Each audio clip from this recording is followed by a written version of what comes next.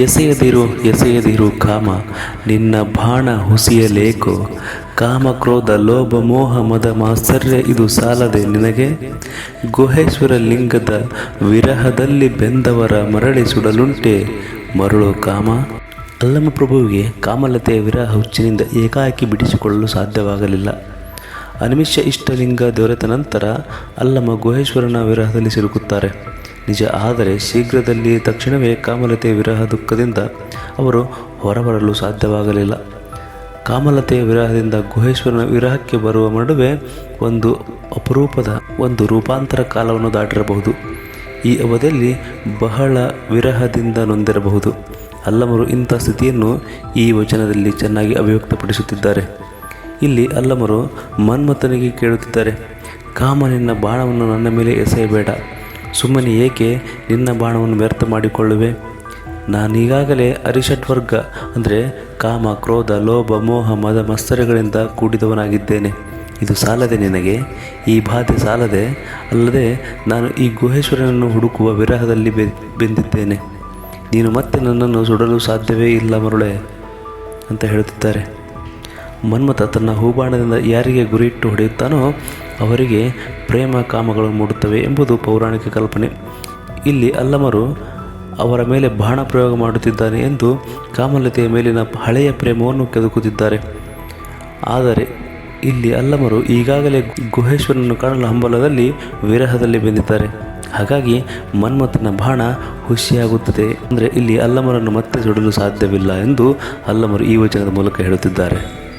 ಸೆರಗು ಹಿಡಿದು ಸೀರೆ ಹರಿದು ಹುಟ್ಟು ಮುರಿದು ಕಂದಲ್ ನುಡಿದೆ ಭಂಡನವ್ವ ಅಚ್ಚ ಭಂಡನವ್ವ. ಕಂಡರೆ ನುಡಿಸದಿರಲೇ ಮಾಯಾದೇವಿ, ಆಯುಷ್ಯವ ಹಿರಿದು ಭಾಷೆ ಕಿರಿದು ಬಬಗೆಟ್ಟು ಹೋದ ಗುಹೇಶ್ವರನ ಲಯಂಗೆ ಮೂಗಿಲ್ಲ ತಂಗಿ. ಇದು ಅಲ್ಲಮ ಪ್ರಭುಗಳ ಸುಂದರವಾದ ಬೆಳಗಿನ ಭಾಷೆಯಲ್ಲಿ ರಚಿತವಾದ ಒಂದು ವಚನ. ಶರಣರಲ್ಲಿ ಲಿಂಗ ಒಂದೇ ಪತಿ, ಶರಣರೆಲ್ಲ ಸತಿ ಎಂಬ ನಂಬಿಕೆ ಇದೆ.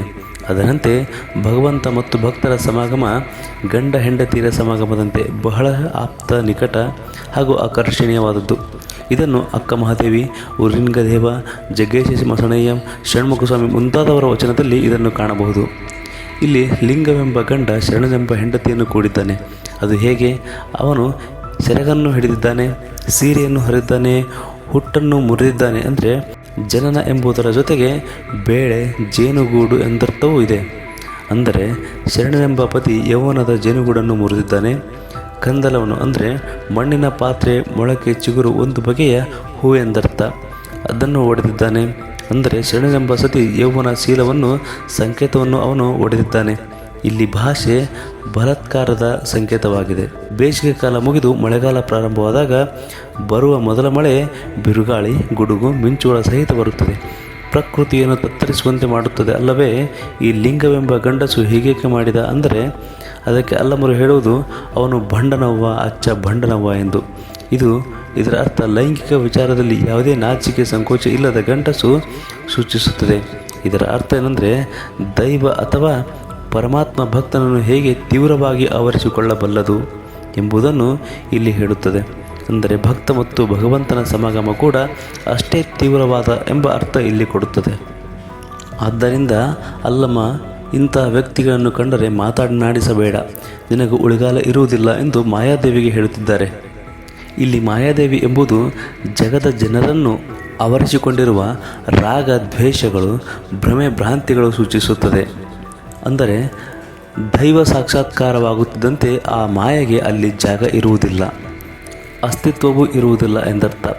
ನಾನು ಕೂಡ ಇಂತಹ ಗುಹೇಶ್ವರನೆಂಬ ದೈವ ಸಾಕ್ಷಾತ್ಕಾರದಿಂದ ಬಬಗೆಟ್ಟು ಹೋಗಿದ್ದೇನೆ.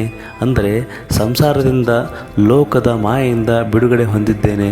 ನನಗೆ ಮೂಗಿಲ್ಲ ಅಂದರೆ ಯಾವುದೇ ಲೌಕಿಕ ಭೌತಿಕ ಆಸೆ ಆಕಾಂಕ್ಷೆಗಳು ಇಲ್ಲ ಎಂದು ಇಲ್ಲಿ ಅಲ್ಲಮರು ಹೇಳುತ್ತಿದ್ದಾರೆ. ಇಲ್ಲಿನ ಆವಿಷ್ಯವು ಹಿರಿದು ಭಾಷೆ ಕೆರೆದು ಎಂಬ ಸಾಲು ಮಾನವನ ಜೀವನ ಅಂದರೆ ಸಾಧನೆ ಬಹಳ ದೊಡ್ಡದು. ಅಲ್ಲಾಗುವ ಅನುಭವವನ್ನು, ದೈವಿ ಸಾಕ್ಷಾತ್ಕಾರವನ್ನು ಹೇಳಲು ಭಾಷೆಗೆ ಸಾಧ್ಯವಿಲ್ಲ. ಭಾಷೆಯ ಸಾಮರ್ಥ್ಯ ಚಿಕ್ಕದು ಎಂದು ಇಲ್ಲಿ ಹೇಳುತ್ತಿದ್ದಾರೆ. ಇದು ಈ ವಚನದ ಸಂಪೂರ್ಣ ಸಾರಾಂಶ.